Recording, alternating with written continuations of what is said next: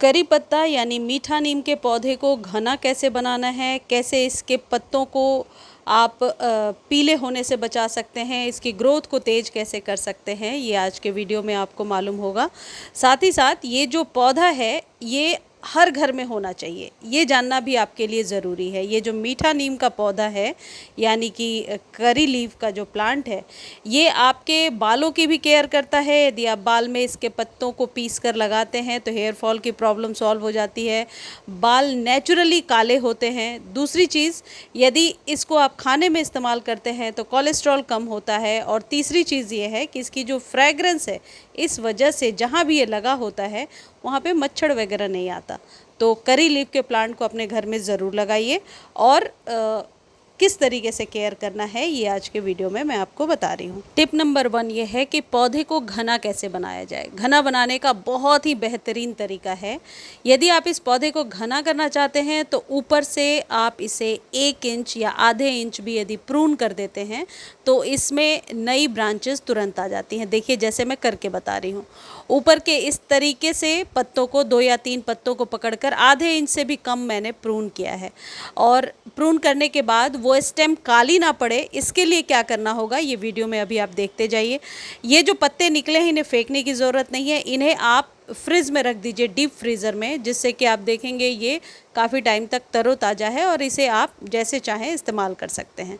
यहाँ से जब आपने कट कर दिया है तो यहाँ से मल्टीपल स्टेम निकल कर के आएगी।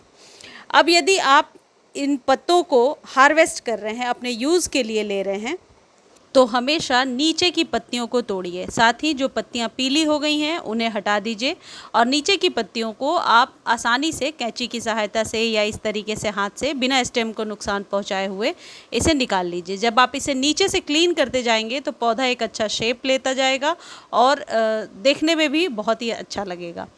तीसरी सबसे इम्पॉर्टेंट चीज़ है कि इन पौधों को आप हमेशा धूप में रखिए। कहने का मतलब है आपके घर चाहे जितना भी धूप आए, यानी 4 घंटे, 5 घंटे, 6 घंटे, इस पौधे को धूप की ज़रूरत होती है। बिना धूप के ये पौधे सही ढंग से आपके यहाँ नहीं चलेंगे। एक चीज़ और मैंने अक्सर देखा है कि यदि आपका पौधा टिल्ट हो रहा है यानी कि थोड़ा झुका हुआ है और आपने उसे वैसे ही छोड़ दिया है तो उस पौधे की स्टेम धीरे धीरे सूख जाती है। तो इसके लिए आपको बहुत ध्यान देना है कि यहाँ पर स्टेम जो है स्ट्रेट खड़ी हो।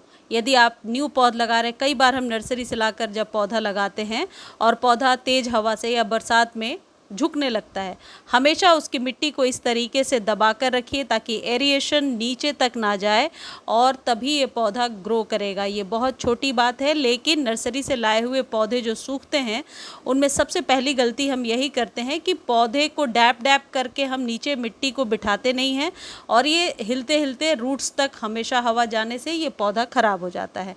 तो ये बहुत इंपॉर्टेंट चीज़ है, इस चीज़ का ध्यान रखिए। अगली इम्पॉर्टेंट टिप है कि जहाँ से आपने कट किया है उस जगह पे यदि आपके पास रूटिंग हार्मोन है तो वो लगाइए, लेकिन सबसे बेहतर है जो हर घर में ये अवेलेबल है मेरे ख्याल से, ये एलोवेरा जेल। एलोवेरा जेल को ज़रूर लगा दीजिए, नहीं तो वहाँ पर स्टेम काली पड़ जाती है और फिर कोई ग्रोथ नहीं होती है। एलोवेरा रूटिंग हार्मोन की तरह भी काम करता है। एलोवेरा के बहुत सारे फ़ायदे हैं जो कई बार मैं वीडियो में आपको बताती रही हूँ। ये लगाने से ग्रोथ बहुत ही जल्दी आ जाती है और वहाँ से मल्टीपल स्टेम निकल आती है। अब अगली इम्पॉर्टेंट टिप है कि खाद कौन सी दें जिससे कि आपके पौधे की स्टेम भी मोटी हो जाए और आपके पौधे में ग्रोथ तेज़ हो जाए। देखिए अभी बरसातों में भी यदि मिट्टी इस तरीके से ड्राई है, अच्छे से आप इसे गुड़ाई कीजिए। गुड़ाई करके यदि गीली मिट्टी है तो उसे सुखाइए। उसके बाद 1 चम्मच के करीब आप एप्सम सॉल्ट इसमें डालिए और 1 चम्मच के करीब नीम खली डालिए। नीम खली थोड़ी ज़्यादा भी दे सकते हैं यदि आप अक्सर नहीं देते हैं तो। और इसे 45 डेज़ के बाद फिर रिपीट कीजिए। इसमें आधा चम्मच आप हल्दी भी डाल सकते हैं यदि आपके पौधे पर किसी भी प्रकार का फंगस है। और इसको डालने के बाद इस तरीके से मिक्स करके, यानी 8 से 12 इंच के कंटेनर में 1-1 चम्मच आपको लेना है।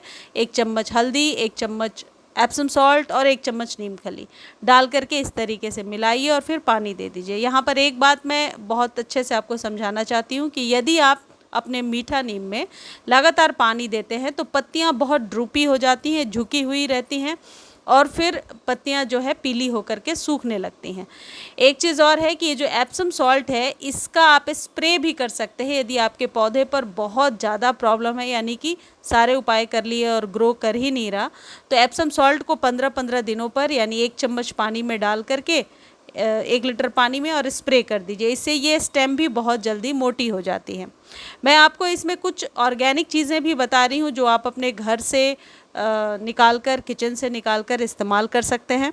करी लीफ के पत्तों को हरा हरा और चमकदार बनाने के लिए आप कैल्शियम युक्त इस चॉक का इस्तेमाल कर सकते हैं या चूने का इस्तेमाल कर सकते हैं।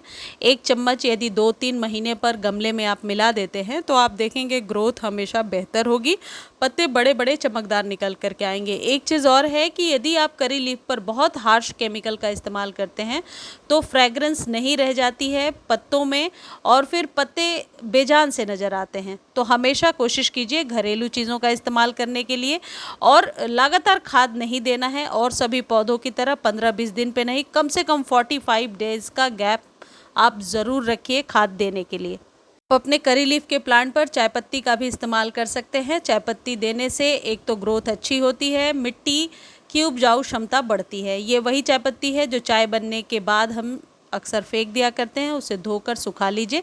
इतना ही सूखा होना चाहिए जैसा आपको मेरे हाथ में दिख रहा है, मॉइस्चर बिल्कुल नहीं होना चाहिए और गमले में मिलाइए। 45 डेज़ 50 डेज़ के बाद आप इसे एक बार फिर से मिट्टी में मिला दीजिए। और एक चीज़ ध्यान रखिए, जब मिट्टी ड्राई होती है उस समय खाद देना सही रहता है। खाद देने के बाद ऊपर से पानी दीजिएगा तो जड़ों तक जो है जो खाद आपने डाला है वो बहुत जल्दी चला जाता है और रिज़ल्ट बेहतर मिल पाता है। यदि आप न्यू प्लांट लगाना चाहते हैं तो उसके लिए भी अभी बहुत ही उपयुक्त टाइम है। अभी आप नर्सरी से 50 रुपीज़ में ले सकते हैं। और करी लीफ के प्लांट पर यदि कीड़े लग गए हैं तो बहुत ही सिंपल तरीका है कि 1 चम्मच शैम्पू या डिश वॉश सोप को पानी में डालकर स्प्रे कर देना है। हार्श केमिकल ना इस्तेमाल करें क्योंकि इसके पत्तों को हम इंटेक करते हैं, खाने में इस्तेमाल करते हैं, तो सोच समझ करके ही खाद डालिए तो बेहतर होगा। मुझे उम्मीद है ये वीडियो आपको बहुत अच्छी लगी होगी। वीडियो अच्छी लगती है तो चैनल को लाइक, शेयर और सब्सक्राइब ज़रूर कीजिए। धन्यवाद।